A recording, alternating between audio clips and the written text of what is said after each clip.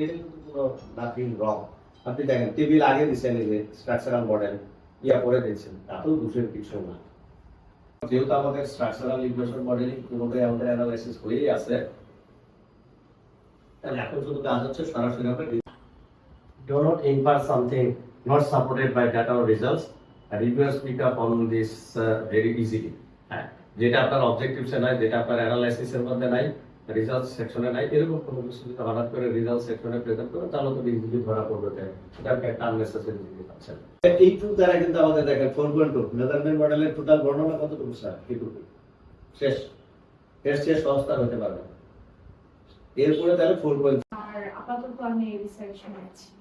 আচ্ছা, thank you. কিন্তু আপনি যে ক্লাস মিস করলেন, আজকে 1 ঘন্টা মিস করলেন, আমারই বেশি খারাপ লাগতেছে।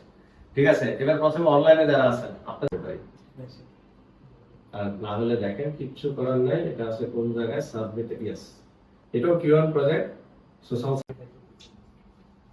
এটা কালেকশন, কেউ তো দায়িত্ব নেন নাই, যখন কেউ নেয় নাই তখন এই জার্নিটা আসলে খুব বেশি সহজ না, অনেক জটিল। কিন্তু দেখেন একজন রিভিউয়ারই কয়জন, উপরে একটা এডিটরের কমেন্ট ছিল, এবার ফার্স্ট রিভিউয়ারের কমেন্ট আজকে তো বোধহয় না স্মার্ট ফিলাস অ্যানালাইসিস এর সময় দেখাইছিলাম। কন্ট্রোল ভেরিয়েবলের মেইন কাজ হচ্ছে আপনি যখন ফাইনালি স্ট্রাকচারাল মডেল রান করবেন, তখন আপনি কন্ট্রোল ভেরিয়েবল ডিবির সাথে কানেক্ট করে দেখবেন যে পি ভ্যালু মানে এটা সিগনিফিকেন্ট কিনা। যদি কন্ট্রোল ভেরিয়েবল ডিপেন্ডেন্ট ভেরিয়েবলের সাথে সিগনিফিকেন্ট হয়, the hypothesis development state which results provided support for which hypothesis present even the insignificant results, কারণ hypothesis reject হলে ওইটা আগে, ওটা পিছনে রাখেন। এটা কোনটা স্যার?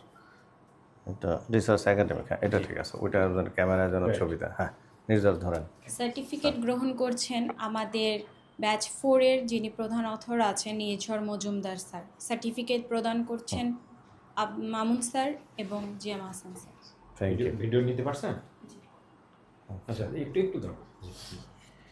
সো আমরা নির্জন ভাইয়ের কাছে আমাদের কোশ্চেন যে আপনি পুরো জার্নিটা আপনার কেমন ছিল বেসিক্যালি, আর হচ্ছে আপনার কি শিখলেন অ্যাকচুয়ালি, যদি পয়েন্ট আউট করতে পারেন খুব ভালো হয়। কারণ অনেকেই আমরা জিজ্ঞেস করি যে কী শিখলেন, অনেকেই অ্যান্সার করে এরকম হ্যাঁ আমি অনেক কিছুই শিখলাম। সেক্ষেত্রে আবার আমাদের নতুন যারা পরের ব্যাচে জয়েন করবে ওরা বলবে যে কী শিখলো এটা তো জানতে পারলাম না, অনেক কিছুই শিখছে, স্পেসিফিকলি কি, যদি আপনি 2-1টা পয়েন্ট আমাদেরকে নোট ডাউন করতেন। Thank you sir. আমি আসলে প্রথম যেদিন শুরু করেছিলাম প্রথম ক্লাসটা, স্যারের কাছে আমার প্রথম প্রশ্নই ছিল যে স্যার এই লিটারেচার রিভিউটা কীভাবে করতে পারি, এই হাজার হাজার লিটারেচারের ভিতর থেকে আমার জন্য অ্যাপ্রোপ্রিয়েট কোনটা, বা আমি কতগুলো রাখবো, এই প্রশ্নটাই মনে হয় প্রথম ছিল স্যারের কাছে আমার। তো একটা রিসার্চ কিভাবে শুরু হয়, মানে এর আগে আমাদের যেমন অভিজ্ঞতা ছিল, আমরা একটা টাইটেল আগে নির্ধারণ করে দেন এটার উপরে কাজ করা শুরু করতাম, পরে হয়তো টাইটেল কিছুটা মডিফাই করতাম, কিন্তু সেই ধারণাটা কিন্তু এখন বদলে গেল। আজকে যেটা শিখলাম সেটা কিন্তু আরও মোর সায়েন্টিফিক, যে টাইটেল আগে না, টাইটেল হবে সবার শেষে, এবং title will be derived by the variables which we are using. এছাড়াও স্মার্ট পিএলএসে আমার কাজ করার অভিজ্ঞতা ছিল না, একদমই ছিল না। তো এখান থেকে শেখার যে থার্স্ট সেটা ক্রিয়েট হয়েছে। আমি যে শুধু মানে স্যারের কাছ থেকে শিখলাম তা না, একই সাথে আমি চেষ্টা করেছি একটু এই সংক্রান্ত লিটারেচার ঘাটাঘাটি করার। তো এর আগে তো কোনো ধারণাই ছিল না, তো শিখতে হবে বা বুঝতে হবে বা জানতে হবে, এই যে তৃষ্ণাটা এটা এখান থেকে তৈরি হয়েছে। এই জন্য স্যারকে ভীষণ ধন্যবাদ। তারপরেও মনে হয় যে অনেক কন্টেন্ট ছিল, অনেক কিছু শিখেছি, আসলে আরও অনেক কিছু বাকি আছে, আরও অনেক শিখতে হবে।